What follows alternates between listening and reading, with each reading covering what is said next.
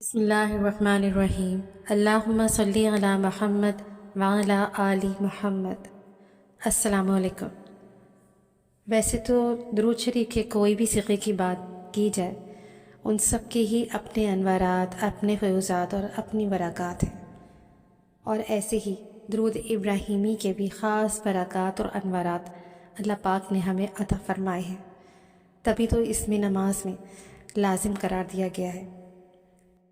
ایسے ہی ایک بہن کا آپ کے ساتھ آج ایک مشاہدہ شیئر کروں گی جو درود ابراہیمی کا ورد کیا کرتی ہے۔ بتاتی ہیں کہ درود ابراہیمی سے پہلے میری زندگی کچھ نہ تھی۔ زندگی میں پہلے ایسے برے اور مشکل حالات کا سامنا کرنا پڑ رہا تھا کہ وہ ناقابل بیان ہے۔ کہتی ہیں کہ ہر طرف نا امیدی اور مایوسی کا سایہ چھا چکا تھا، سب نے ساتھ چھوڑ دیا تھا، کوئی تدبیر نظر نہ آتی تھی۔ میں ذاتی طور پر ٹینشن اور ڈپریشن کی مریض بن چکی تھی۔ رب کریم نے میری التجاؤں کو قبول فرمایا، رب کی ذات کو مجھ پر ترس آیا، اور پھر ایک دن ایسے ہی بیٹھے بیٹھے خیال آیا کہ کیوں نہ میں درود ابراہیمی ایک خاص تعداد میں اور خاص وقت میں پڑھنا شروع کروں۔ چنانچہ میں نے روزانہ عشاء کی نماز کے بعد 313 بار درود ابراہیمی پڑھنا شروع کر دیا۔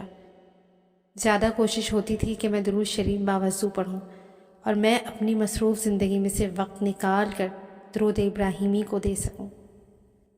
کہتی ہیں کہ جب میں نے درود شریف پڑھنے کا فیصلہ کیا تو اسی وقت مجھے سکون کی کیفیات کا احساس و ادراک ہونا شروع ہو گیا تھا۔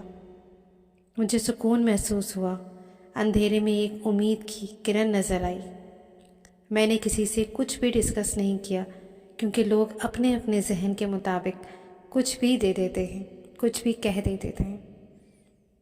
درود ابراہیمی شروع کرتے وقت میرے اندر ایک تسلی تھی کہ یہ میرے اللہ کے حکم کی تعمیل ہے، اور میرے نبی کریم صلی اللہ علیہ وآلہ وسلم نے بھی درود شریف پڑھنے کا حکم فرمایا ہے۔ کہتی ہیں کہ میں نے جس شب درود شریف پڑھنا شروع کیا، وہ رات میری زندگی کی خوبصورت رات تھی۔ زندگی کی وہ پہلی رات جب مجھے بہت زیادہ سکون ملا، نیند بھی بہت اچھی آئی، جبکہ مجھے پہلے نیند کا مسئلہ ہو چکا تھا۔ نیند بالکل نہیں آتی تھی، میں بے سکون رہتی تھی۔ رب نے مجھے قبول کیا اور مجھے یہ سعادت ملی کہ میری زبان پر درود جاری ہو گیا۔ جیسے جیسے میں نے درود ابراہیمی پڑھنا شروع کیا، مجھے درود ابراہیمی سے ملنے والی کیفیات کا چسکا لگ گیا۔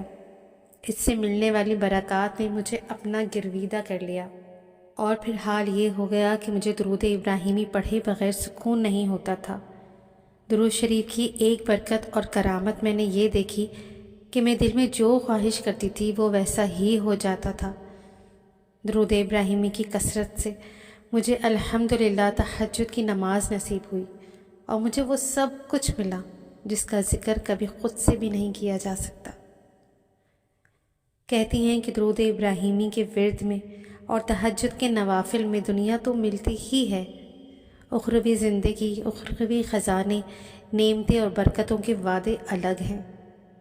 الحمدللہ آج میں لاکھوں کی تعداد میں درود ابراہیمی پڑھ چکی ہوں۔ اب ایک بار لاکھ کی تعداد پوری ہو جائے تو پھر دوسرا لاکھ اور تیسرا لاکھ شروع ہو جاتا ہے، اور یہ سلسلہ الحمدللہ تسلسل سے اور سبک رفتاری سے جاری و ساری ہے۔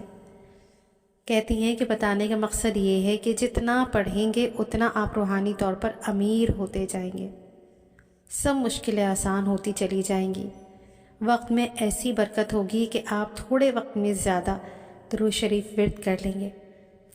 کہتے ہیں کہ درود ابراہیمی کی برکت سے وہ سب ملا جس کے بارے میں دنیا والے کہتے تھے یہ ناممکن ہے، لیکن درود ابراہیمی کی کیا ہی بات ہے کہ ہر منزل پر مجھے کامیابی ملی، اور میں آگے سے آگے نکلتی چلی گئی۔